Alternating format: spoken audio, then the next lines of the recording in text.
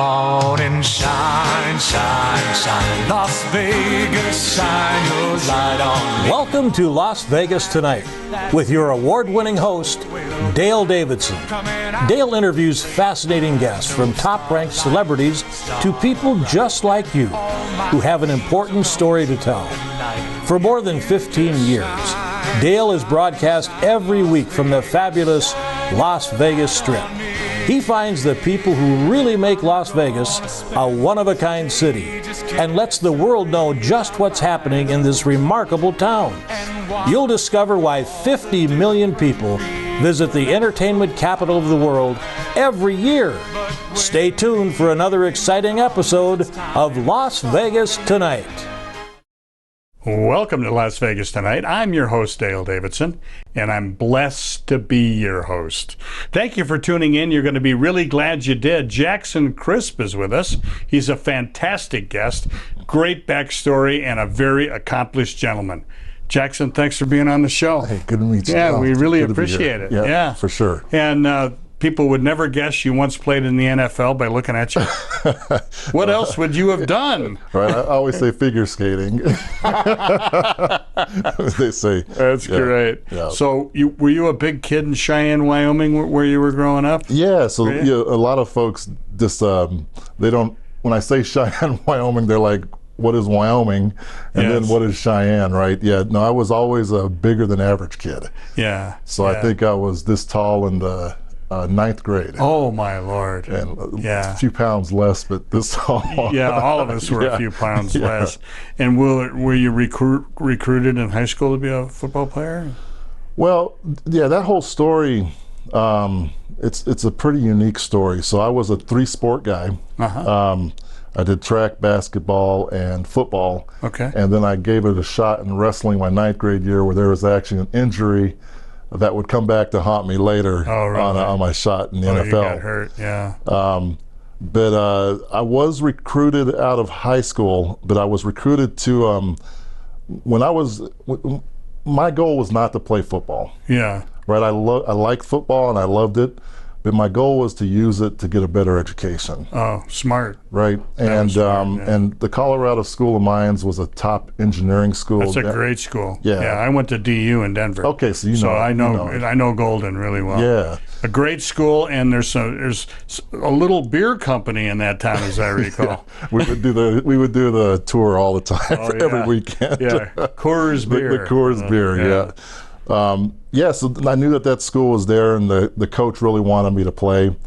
There were some challenges, though, because although I had a good GPA in high school, the standardized tests I didn't do very well on. And the School of Mines, they compete with Harvard regularly in engineering, and they beat them a few years in terms of ranking. Oh, yeah. And so their academic standards were just through the roof. And the coach really wanted me to play, and the thing was, back then, the ADHD, everyone has it now, but back then it wasn't diagnosed, and there were really no ways to sort of help kids learn through it. So I was sort of self-teaching myself to do that. Right. And those standardized tests are very reading comprehensive.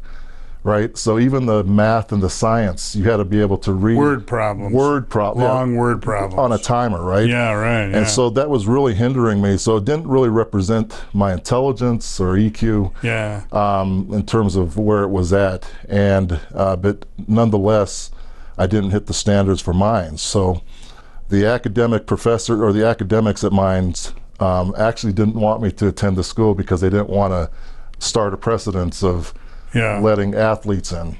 Yeah. And so Marv Kay, my coach at the time, and a great mentor of mine, really pulled for me. And he got me the opportunity to go there on a full athletic scholarship, but I was under academic probation. Right from the go. Wow. Right. So you had to reach a certain point and all that sort of thing, which made it even harder, I'll bet. Well, I actually respond. So that's one of the things that I've always done. I respond to adversity. Like someone says you can't do it.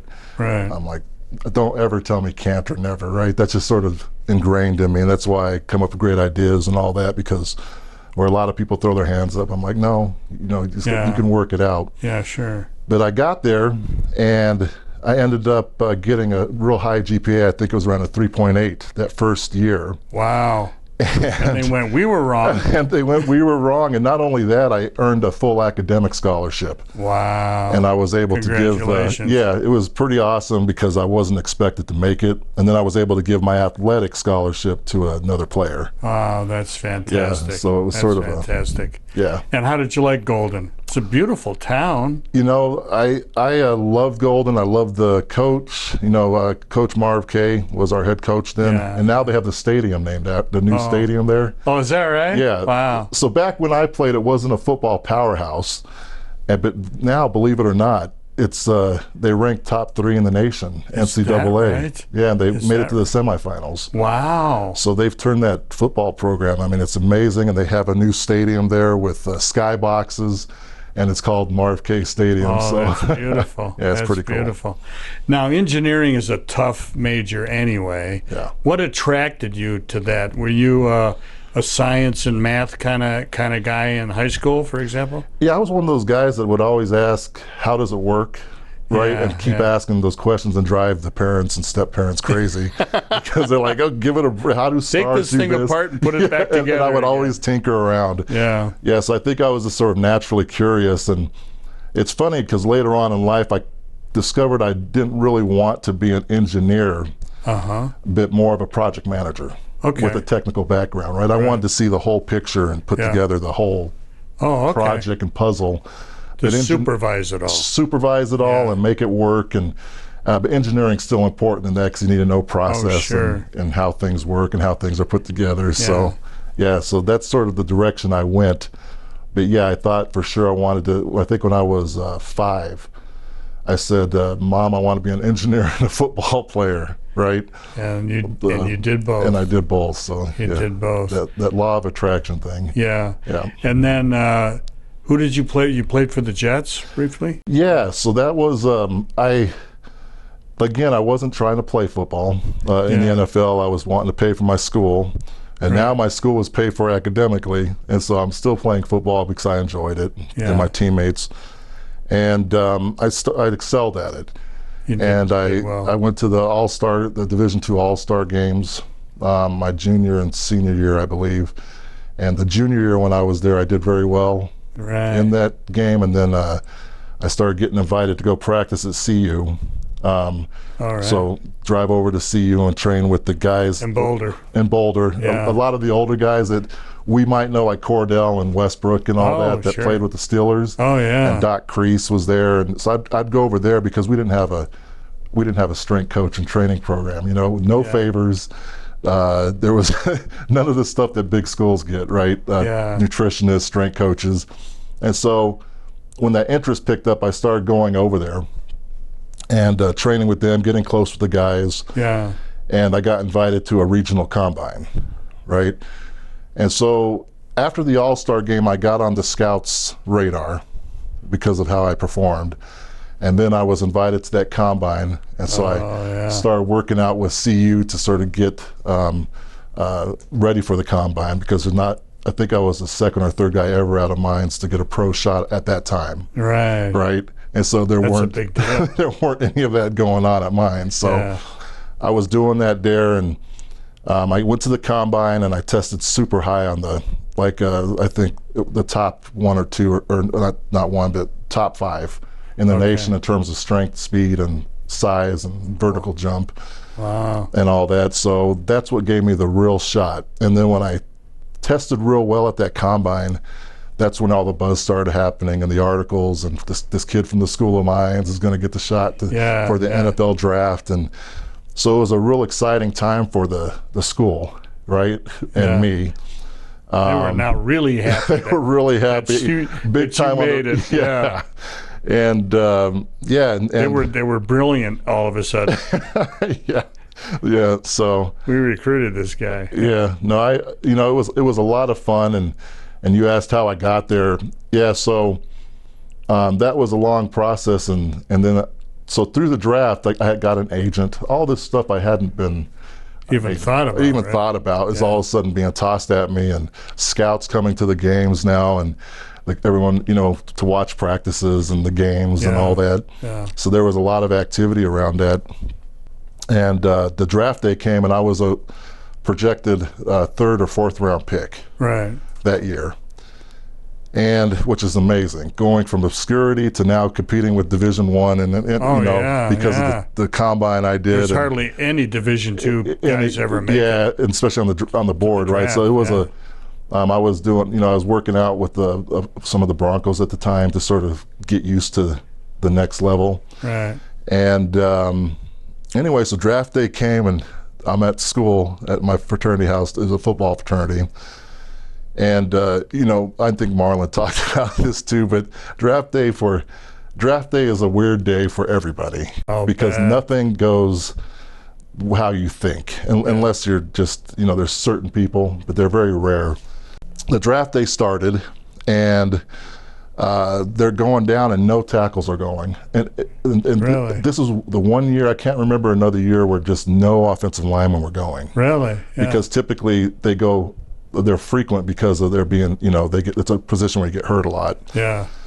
And no one was going. It was just a really odd year. And so I talk about these little misses. Yeah. Like if I would have redshirted, and came out the following year, they all went. Yeah. Right. But that year is just a little miss. And so the third round came, the fourth round came, and nothing. Right. Mm-hmm. And then the linemen started getting picked up.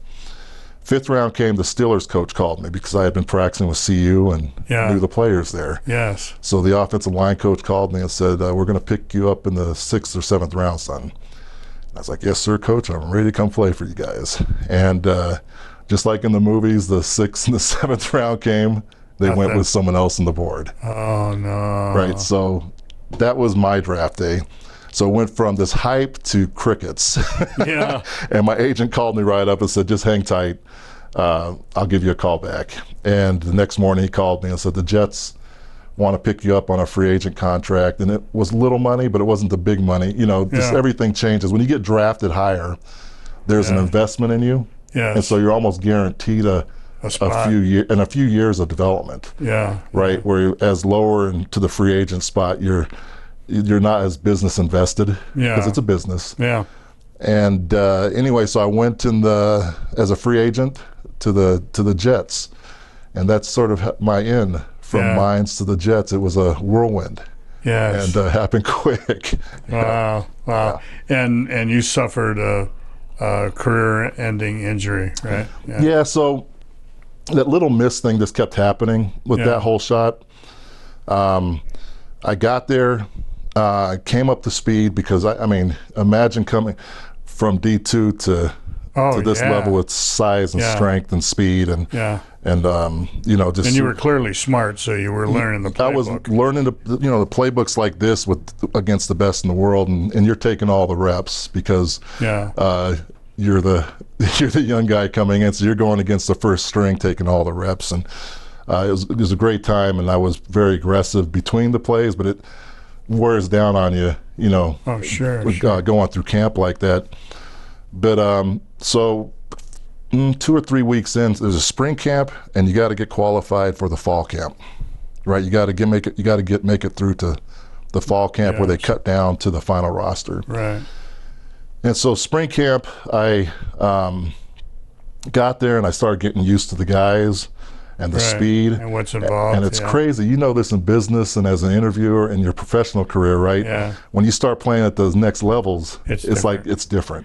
How did I ever play at that previous level? Yes. Right. Yeah. You don't ever go back. Yes. And so that confidence started just stepping up. I went, oh my God, I could do this. Yeah. Yeah, and make a career out of it. I was getting excited, making the friends. The coaches loved me, doing all this, and so I. There's a story. There's a sort of a gross story, but a funny story. Not too gross for the camera. But spring camp, I'm going through, and we're in shells. That means just shoulder pads and helmet, but it's still full. I mean, it's pretty much full go. Everyone's competing for hitting each other. $1 million jobs, so there's not really walk through at that level. Yeah.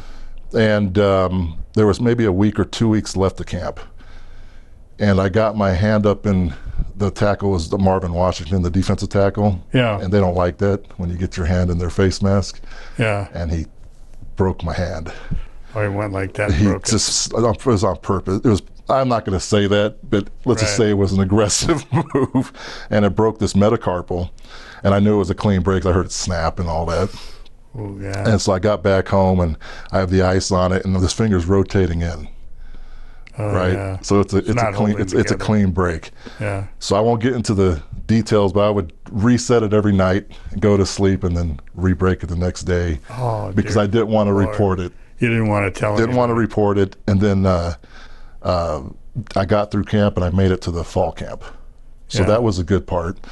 The other good part is when I got home, the doctor said, "You're crazy for doing that," but it worked out. All that re-breaking did a good calcium thing, and it's probably stronger than it was naturally. So, really? Wow. Yeah. That's incredible. So I talk about, sometimes the pain makes you stronger. Literally. Like life. Exactly. Yeah. Jackson, we need to take a brief break. Okay. We're going to come back, talk a little bit about Wyoming and what growing up there was like. All right. And then more about your career, which is really impressive. All right. Thanks. Jackson Crisp is our very special guest. We'll be back with him right after this.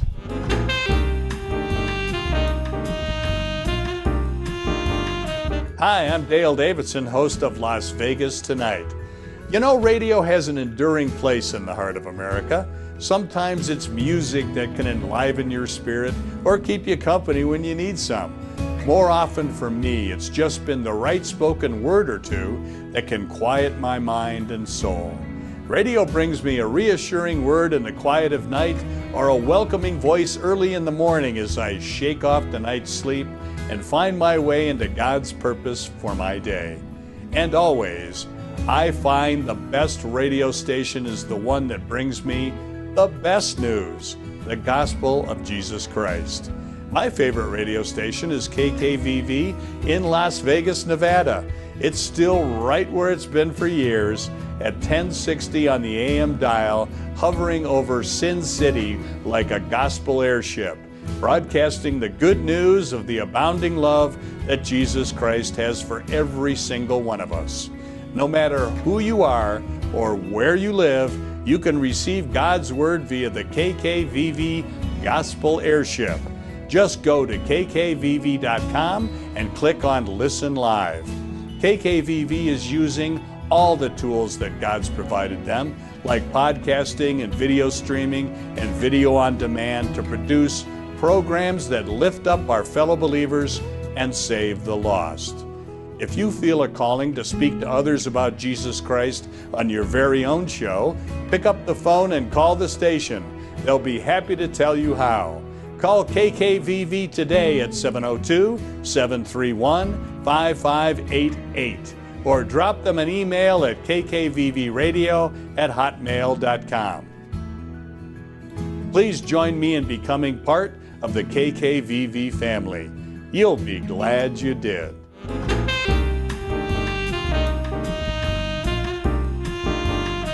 Welcome back to Las Vegas Tonight. I'm your host, Dale Davidson. My guest, Jackson Crisp, gave us a fantastic first segment. And if you're watching this on social media, rewind, watch it again, because it was fantastic. And he's going to do the same thing in two. Live up to that. He makes it easy. Thanks. Yeah. We were talking about motivational speaking. I want to pick up on that for just a second.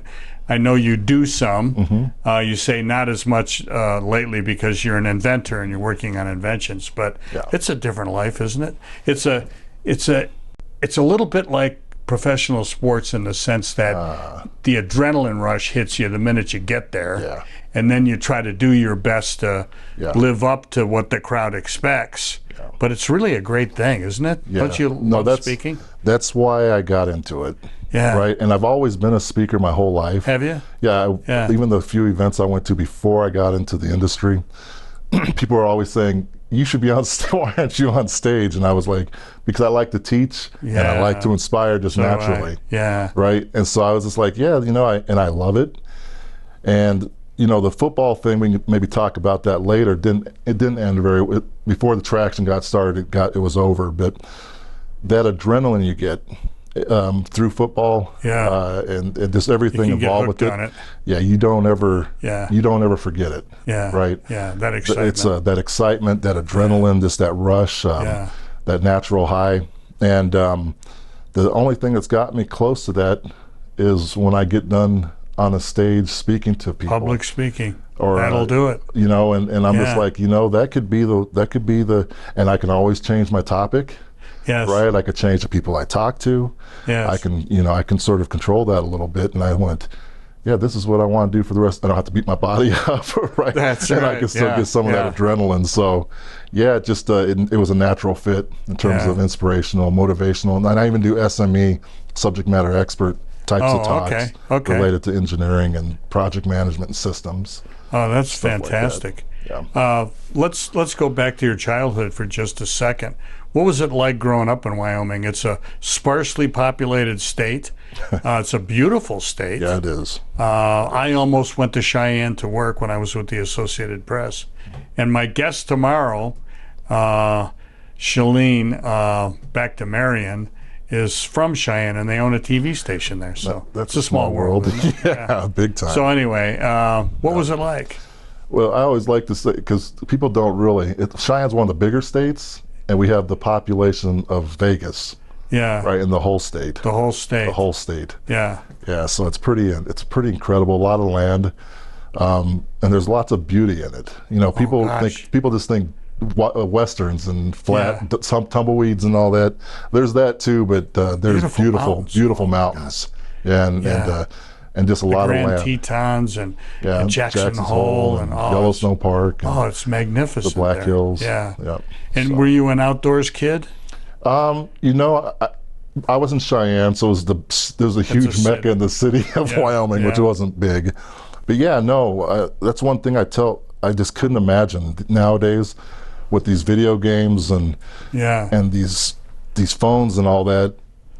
I was always, whenever I had my free time, I was always out in the weeds, messing around or doing stuff like that. And I just, I think it's so important to disconnect sometimes. Isn't it though? Yeah, and I think we forget that sometimes. Yeah. Screen time. By design.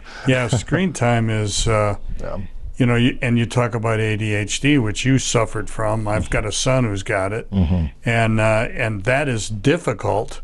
But you combine that with screen time, and it's a bad thing. Oh, and likes and the addiction. There's some shows out on that. Yeah, that's all engineered. So I always say guard your. Les Brown says it too, but and I like the quote: "Is guard your ears to your mind." Right, and that basically you're just distractions, because there's always someone trying to put stuff in it that doesn't need to be in it. So I always talk about learn your boundaries and learn because we all get hooked. We all get that sort of addiction and that rush from the likes and the . Yeah. But my younger days, there was some stuff. I'm a biracial background with a black and white parent, and Wyoming, everyone says, well, did you have a lot of problems in Wyoming, right? And it was inadvertent. The stuff that was happening wasn't malicious, as I got perspective on it, looking back on my life. Yes. And the values overshadowed that, just sort of how people were just genuinely good. Yeah. They're good people. Good people, yeah. And the school was a little difficult because I was running around with this. I couldn't focus for 2 minutes, right? My mind was always in the clouds, thinking of stuff, daydreaming. Yeah. Very creative and active mind, but just not a focus. and I did a lot of jokes and made people laugh and stuff like that. So the teachers told my mom, they're like, your son's not college. They would get on me. He's not college material. I heard the same thing. He won't mount. Be prepared to have him do these types of jobs. And my mom told me that. And there's key people in your life that sort of don't let that support you in not having that happen. But my mom, she's just an amazing lady. So if she wasn't my mom, and anyone that knows her, she was a school nurse for a lot of these schools in Cheyenne. Oh, okay. Everyone she's just an angel on this earth, and she helps a lot of people, and just she couldn't tell a lie. if she tried, right? And sometimes I'm like, Mom, don't say so much to the contractors. And I'm trying to coach her on some of that because I'm just like, everyone's, just come in neutral. But yeah, so that was, I was set up to not make it. And in terms of schooling, and again, when I got sent that challenge and they told me that, it's like, oh yeah, watch. I just figured out ways to learn. Your mom told you that to motivate you? I don't remember how that got communicated to me. She didn't directly tell me it. Oh, okay. She has a way of just sort of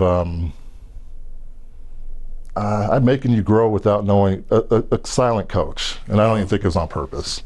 Yeah. Right, to pull out the best. Teacher. And and great teacher. and without her, they're important. The moms are. Oh yeah. Yeah.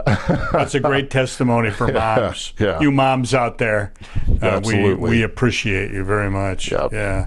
And so, with your engineering, math and science interests, did that begin to show up academically in high school, or did that just come later when you went to mines? Yeah, it's going to sound horrible, but I never liked math. Yeah. I did it. Me neither. I did it because that's way too left brain for me. Yeah. I like the parts of engineering I liked were, and this is where maybe a little disconnect, is I thought I'd be inventing and coming up with new ways to do stuff. And there's engineering that involves that. Yes. But most engineering in industry, at least, is you have this little box that you get to make work right. Yeah. Right? And use all the math and science and physics to make that thing work right. Yeah. And so there wasn't enough creativeness in it. If I had it to do again, I have a creative I think I would have done, more marketing or putting together campaigns or acting. I love acting. I dabbled in acting and always loved it. So, but the thing I never any regrets, because everything I believe happens on purpose, for a purpose, when it's supposed to happen, is that engineering taught me process. Right? And it actually probably helped with my ADHD. Okay. Right. Because you had to focus. You had to focus, and you had to go through steps to finish a problem, and so it sort of forced you to sort of bring stuff. I'm just coming to that conclusion right now, but I'm sure it did help with some of that, right? Because I wasn't going to fail, and so I had to figure out ways to make that work. Yeah, everything was a workaround. Yeah. That's what my son experienced too. Yeah. He had to find a way to get the grades he needed to get to where he wanted to be. Yeah. And he did. Yeah. But it was tough. Yeah. I mean, it was really, a real focus issue. Oh, it takes twice as long for, it takes, some people just did it. Yeah. And you're in the school where they're not giving you breaks. No. There's no favors and all that. So I would, and I tended to do best in college during when I was in sport. Really? Track or football. That's interesting. Yeah, I think. Why do you think that is? Just all my time was structured. Oh, I see. I didn't really have mess around time, so it had to be very structured, and it sort of pulled that all in. Oh, that makes sense. Yeah. That's a good argument for the value of sports. Yeah. I think it tends to focus men and women. And that's a good thing.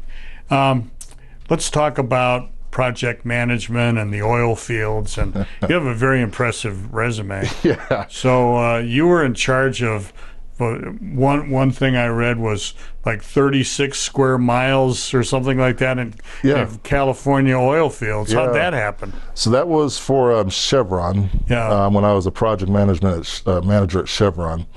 Yeah. So project management happened starting at Hewlett Packard. Okay. Right, and then I took some time off. After Hewlett Packard, there was a big old change where Hewlett Packard was acquiring, I won't bore everyone with it, but there was a culture change that I didn't necessarily like. It was feeling pretty unhealthy. Yeah. So I said, you know what, this is a time to take a break. Okay. And that's my first time I tried to do my own business. Oh, okay. Okay. Right, so I moved out to California and I started a wellness business. and did very well at it. Good. Training small. You were coaching? I was a trainer. Okay. And a life coach type of wellness type of thing, and working with executives and small businesses. And and so you liked it. I loved it. I loved it, but I wasn't growing a team. So now in my business coaching, I teach on how to grow your brand and your team and do all that. But at the time, I was a one-man show. Band, right? Yeah. And that gets exhausting to some level. So I was like, you know what? I'll close this. I don't want my gap to get too big between my project management experience. So at that time, I stopped working on that business and went back into project management. Oh, okay. And worked for a company called ERA, AERA, which was the #1 producer in California. Oil. Okay. Yeah. And I started putting in big facilities, anywhere from 5 million refineries, water processing plants. Wow. Stuff like that. And what did you like about that? That's highly complex. And not everybody thrives in that environment. No. But there was always drama. There's always drama when you're dealing with all those moving parts, right? Oh yeah. And so I always say a good project manager you need to be an influencer, because it's mostly managing people problems. Yeah. Right, and so I love that part, because I typically get along with people and would pull out the best in them. Yes. Right, and then we're all in this together, and we would all it's very interesting. Make it work. Yeah, you're right. It's very interesting because I was a sales trainer for quite a while, and influence skills are like #1. Oh yeah. When you are working with people that you have no direct authority over. Mm-hmm. And you're trying to get them to do something for you, right? That's not really going to benefit them.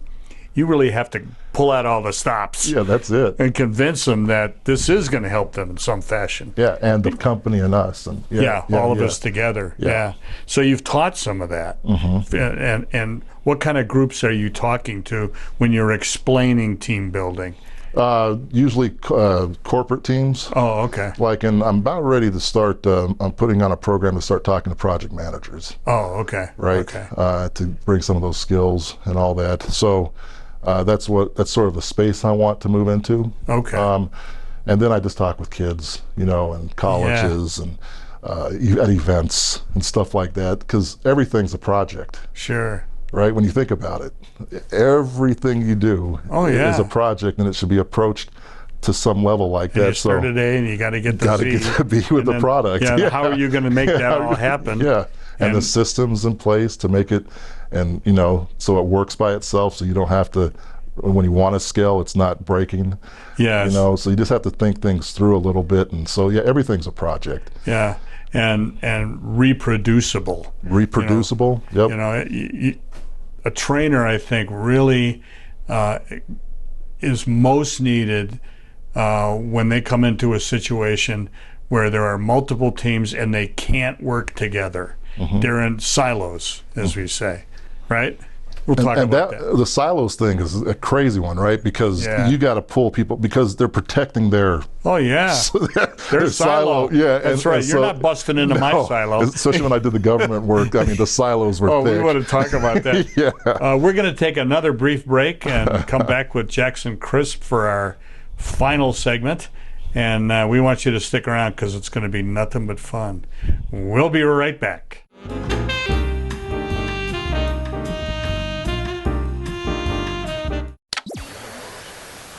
Our world isn't perfect. Just watch the news. Evil is everywhere. At the core of who we are, we all know and feel these things to be wrong. But why? Why do we agree that some actions are wrong? Where did we get our standard, the moral code that tells us good from bad? If we're creating it ourselves, free to choose what works for us, then that would make every action acceptable. Good and bad would be the same, and people who commit heinous crimes wouldn't be guilty. They'd simply be doing what's right for them. And yet we say they're guilty. When someone murders an innocent person, it bothers us, enrages us. We hate injustice. Now, maybe we're in a game of survival of the fittest. Suffering and death simply weed out those who aren't strong enough or lucky enough to have won the genetic lottery. But if that's true, why do stories of death and destruction draw up feelings of deep disgust and hurt inside you? Why does your heart break at the news of tragedy? And why do so many other people feel the same way? Could it be that there's something more? Some greater outside force that has ingrained you with the desire for love and goodness? Suppose there's a reason behind hating the evil in the world. Suppose it leads to something greater. Could it lead to hope?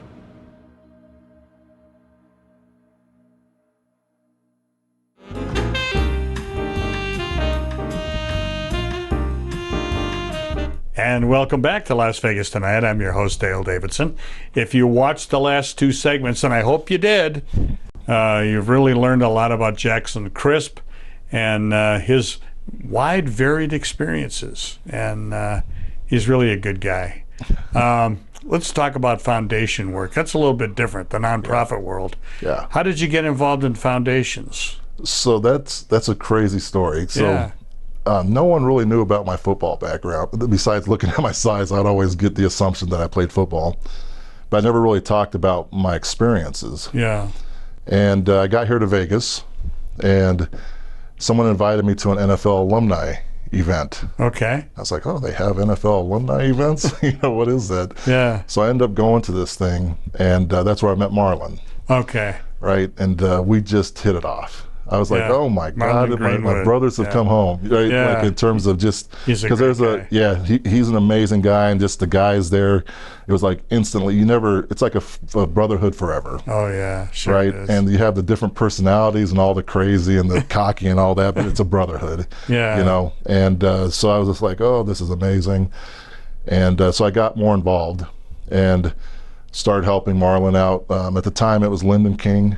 He's a Raiders alumni. Oh, okay. I was helping them out. I became a member, and they asked me to be on the board of directors right away. And so I kept helping them out. Right. And another friend of mine through my speaking channels, so I'm on the board of directors for the NFL Alumni Vegas. Right. And another friend of mine through the speaking channels was just starting a foundation, or not just starting it, but growing it in the United States. Right. So she was doing work overseas. Okay. Called Unsilenced Voices, and she talked to me about helping her grow on this side, stateside. Okay. And sort of growing the whole program and helping her with that. And it's called Unsilenced Voices. What's that about? And it's they fight human trafficking and domestic abuse. Okay. Worldwide. Okay. Right? And so pretty dark subject. And with COVID was happening, all those numbers just took off. Yeah, and people didn't realize that. Everyone's at home, and the people that were trapped were more trapped and all that. So I said, absolutely, I will come on board and help. Yeah. And so I started off again quickly as an advisor, and then right into board of directors on Unsilenced Voices. Okay. And what I always challenge people to do is, if you have the means or the influence, use it for good. Yes. Right, where you can, and not expected, but the world needs it. Boy, and typically most people pour into that. Yeah. And so the football guys just all have huge hearts. The retired guys, some of them are very broken, and some head injuries and stuff like that. Always a huge heart. Yeah. And so I've always been a protective guy as a tackle. Yeah. It also translates into life, right? Yeah. And so I was like, well, let's take the alumni and amplify Unsilenced Voices. Okay. So I asked some of the guys on the NFL alumni side if they would come in and pour into our first fundraiser. Wow. Right. And then we got some high-level speakers to come to it, and it was an amazing show up to her first fundraiser. And I think we ended up raising in a day over $100,000 or something, right, to launch this thing. That's huge. Yeah, and then Michelle's just been kicking butt since. Wow. And what's your last name? We've been Michelle Jewsbury. Oh, okay. With Unsilenced Voices. So Unsilenced with a D, unsilencedvoices.org. Okay. If you guys want to go pour in, it's an amazing initiative. Yeah. Just recently, I did step down because we actually grew massively. So I'm now an advisor for them still. Okay. But they're growing and bringing people on board. So hopefully it'll be $1 million foundation. After this year. That's great. All within a couple years. Yeah, that's great. So yeah, she and the team and are just kicking butt. Have you thought about starting your own the way Moreland Greenwood has? Eventually, yes. Yeah. Okay. And so that's the other one. I also pour into Marlins Foundation. Yeah, so I know you do. Yeah. He does those free camps and all that, and we utilize the NFL alumni. A lot for kids, yeah. For Shield, yeah, for the kids camps, and that's mg52.org. So free camps. Yeah. And he's working on the projects that you guys talked about, so I'm pouring in with that, helping him wherever I can with that. Right. And the alumni helps where they can with that in terms of some cross-branding and all that, and helping that initiative. So, wow. Yeah, well, they're lucky to have you. You're a smart guy and hard-working guy. Yeah. Well, that's what happened with the NFL alumni Vegas chapter is we were doing stuff. Right. And the guys sort of liked the speaking presence and all that, so they decided to vote me into. Lyndon stepped down, retired as president. So Marlon got voted into president, and then I got voted into vice president. Congratulations. So this guy that had a sort of a rapid ending, picks back up at the this stage in life again as a contributing officer there. So that's pretty cool. Well, that's not how you start, it's how you finish. Yeah, right. Isn't that what they say? Yeah. And that really is true. Yeah. That really is true. Definitely an honor. Let's talk about the future. Where do you've got so many things going on, which is great. Where do you want to go? Where do you want to be? So, yeah, I want to step into, like I said, more speaking, inspirational and motivational speaking. Right. I want to write, I need to finish, I've been a contributing author and I'm not to some books. Yeah. But I want to get my own story on autobiography. Get it down, in terms of some work there. And then I have this. I want to keep pouring into these foundations, right, and raising the vibration there, however I can. And then, so that keeps me busy. And then I'm also working on. So I'm an inventor. I wanted to ask you more about that. Yeah. Tell us a little bit about your inventions, the ones you can talk about, because I know you have some in you don't want to give away everything. Well, I also don't want to bore the hell out of everybody because there's this processes and all that get a little nutty. But no, I've been an inventor. That's just me. I'm always, I just see things, and when they say a light bulb flash. Yeah. I literally. When something comes to me, it's a flash, startled thing. You see it, boom, like a flash. And so I've just always I used to not been so good at it lately because I'm too busy, but I used to just write down just thousands of ideas, one after the other, one after another, multiples a day, right. And then every once in a while, one would be a winner, and I would put it through and write up specifications to start working. So I actually.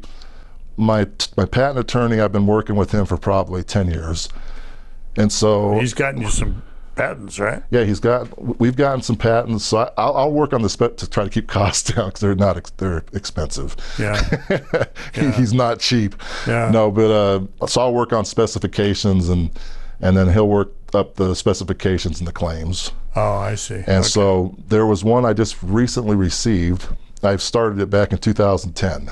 Takes a while, doesn't it? Well, it doesn't take that long, but what I was doing was just kicking the can down the road. I just kept filing application to keep that string alive. Oh, okay. And then 2 years ago, when right before COVID hit, I said, you know what, I'll go ahead and apply for I'll actually prosecute it and try to get a patent. And we did. And so that was pretty exciting. And Congratulations. And so it was a pretty big one.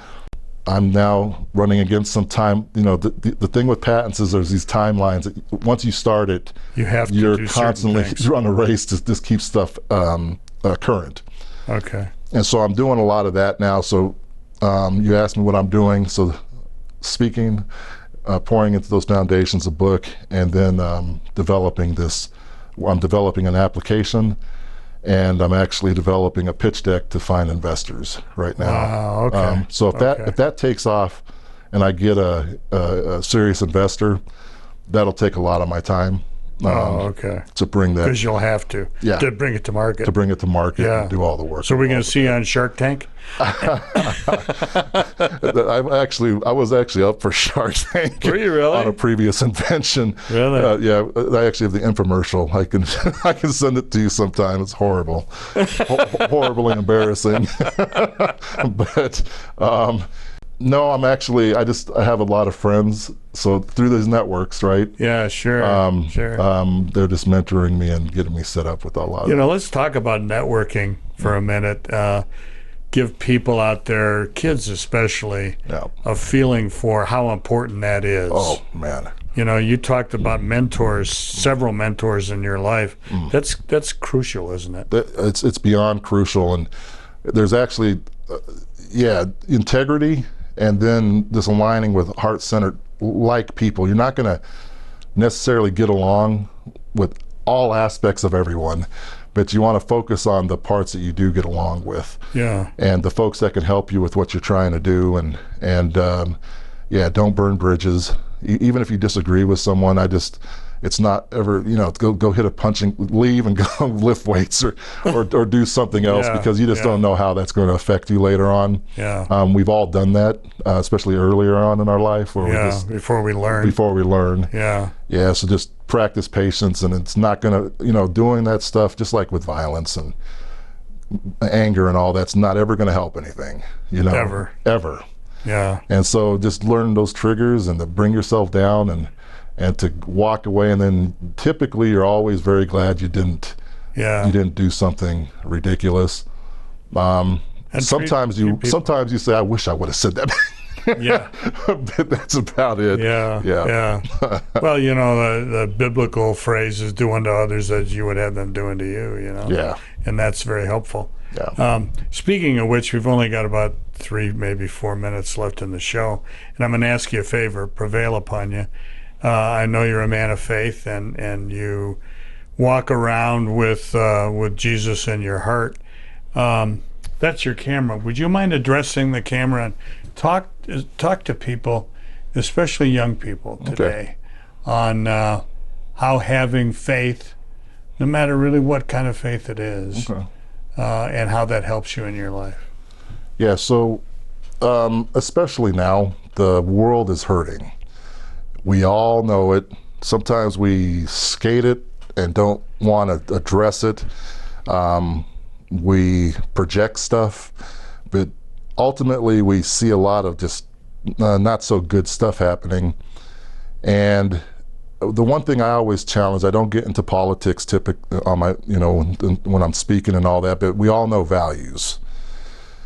And just as hard as I believe exercise helps with our emotional mastery and how we handle stuff and being a better person, mentally it does. I also believe you got to exercise yourself spiritually as hard, and I think that's where a lot of stuff is lacking. So I would just challenge all the young folks out there and everybody to start exercising that spiritual part of yourself.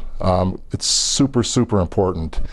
And then being not just tolerant, accepting of other people. If they're not hurting people, and their faith, whatever that may be, is helping them and helping the world, you want to support that. And so that's sort of how I live, and I feel like I live sort of symbiotically with the higher power and divinity, Jesus, God, universal power, whatever your definition is. And when you're living in that, you won't do wrong, and just err on the side of treating people good. That's great. So thank you, Jackson. I think you really helped some people. Yeah. And I can tell just with the bigness of your heart that that's what you live. Mm-hmm. And you've been successful, and I think we're gonna see even more as time goes by. So please keep us in mind, and especially when you get your book done, come back. Okay, can I tell them how to read? Let's promote the book. Okay. You know, get the whole autobiography going on, and all right. But then you'll be world famous. Do you mind if I tell them how to get Oh, no, please do. Okay. Please do. So if any of this stuff resonated with you with the foundations, Marlin's Foundation, MG52.org, Unsilenced Voices, the Human Trafficking Domestic Violence Initiative, Unsilenced with the D.org, or the NFL Alumni .org. Make sure you can reach me directly, or if you want to work with me or get in communication with me to pour in and help as a coach, a speaker, whatever that may be, you can always reach me at www.jackson.coach. It's very easy. I made it pretty easy for everyone to remember, jackson.coach. And with any thing involving any of those, and I can help you out. I didn't even know that was a domain. Right? What a great idea. It works. You know? Jackson.coach. Because Chris, when I do Jackson Crisp, they're like, Chris, you know, I get misspellings all over the place. It's like, Crisp, the P. Oh, that's funny. That's funny. God bless you. Thanks for coming on the show. Thank you for having me, brother. Jackson Crisp, ladies and gentlemen. Terrific guest and a wonderful human being. So please help him out and get in touch with him. And boy, he was a great guest. And I want to thank you all for watching. We so appreciate your support of Las Vegas Tonight. Feel free to go to my website, which is vegassaints.org. And as I try to recall each and every week to say, when it comes to our Lord and Savior, Jesus Christ, please walk with him. God bless you.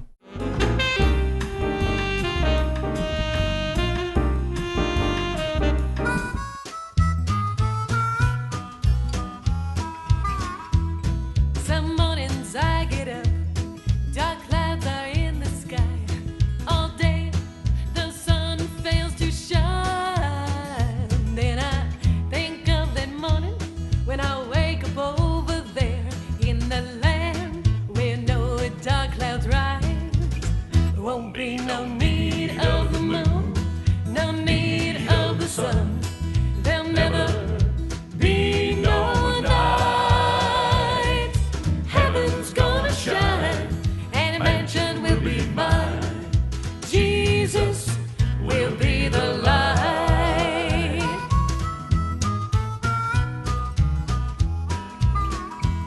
Some mornings I get up and trouble's at the door.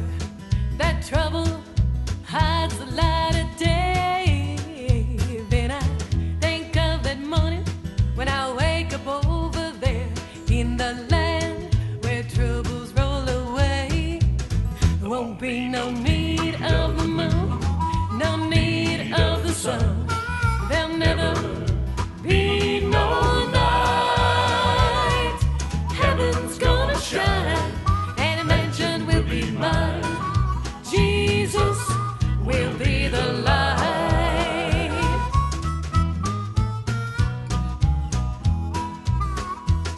Some morning I'll get up in that land so bright and fair. The streets of gold are gonna shine, but the reason they'll be shining and heaven will be fair is that Jesus will be the light. There won't be no need of the moon, no need of the sun. There'll never be no night. Heaven's gonna shine and a mansion will be mine. Jesus will be the light. There won't be no need of the moon, no need of the sun. There'll never be no night. Heaven's gonna shine and a mansion will be mine. Jesus will be the light.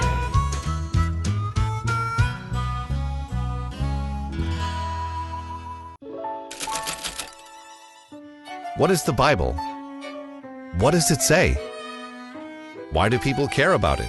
And what does it have to do with you?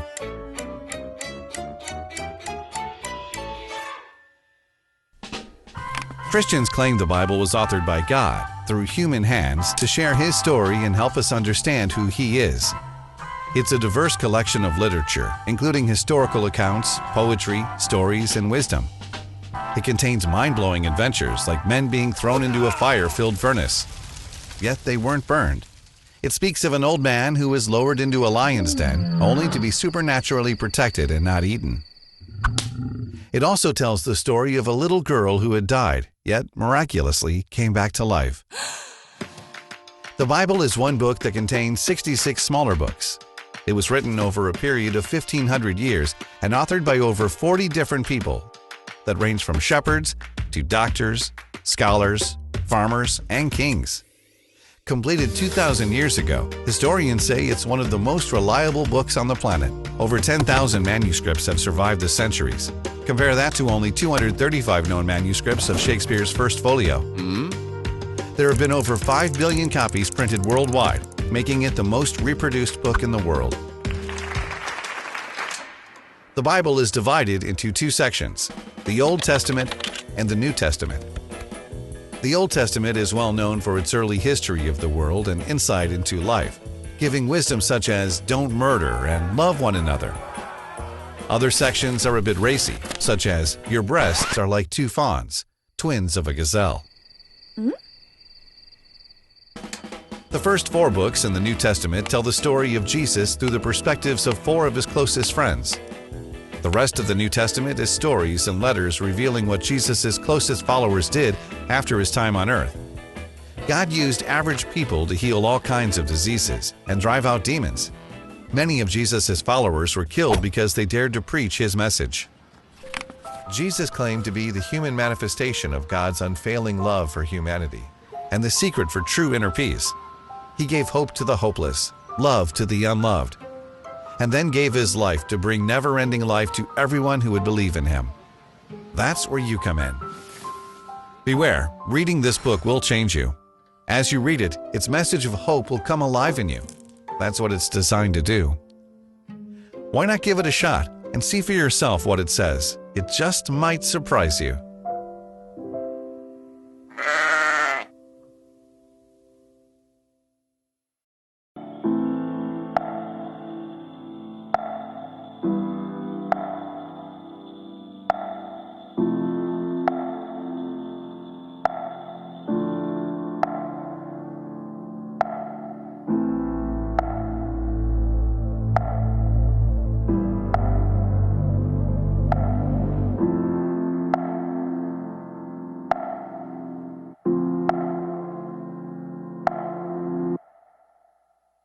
Morning, shine, shine, shine. Las Vegas, shine your light on me.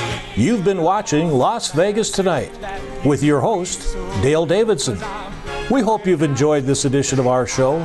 We so appreciate your loyalty to our program. To keep Las Vegas Tonight on the air, please go to our website, vegassaints.org, and click the Donate button. To send a check or money order, please make it out to Dale Wynn Davidson Ministries and mail it to 9030 West Sahara Avenue, Suite 255, Las Vegas, Nevada, 89117. To suggest a guest to appear on the show or any other suggestions or questions, write to Dale at dalewdavidson@yahoo.com or call him at 702-480-3989.